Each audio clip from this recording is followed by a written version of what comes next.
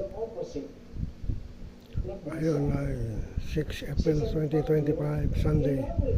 Nanonood ng humili ni David Concepcion, Father David Concepcion. Dahil sa kanyang kahinaan, nakita niya na mayroong magandang bukas dahil sa isang Diyos na nagmamahal.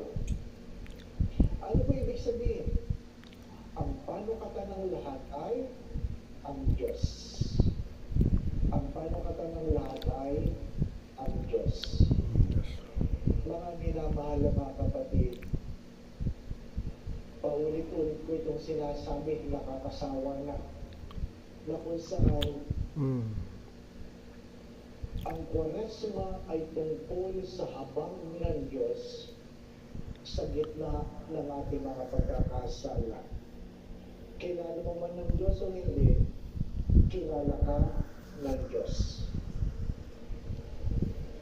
Inuulit ko, kilala mo man ang Diyos o hindi, kilala ka ng Diyos.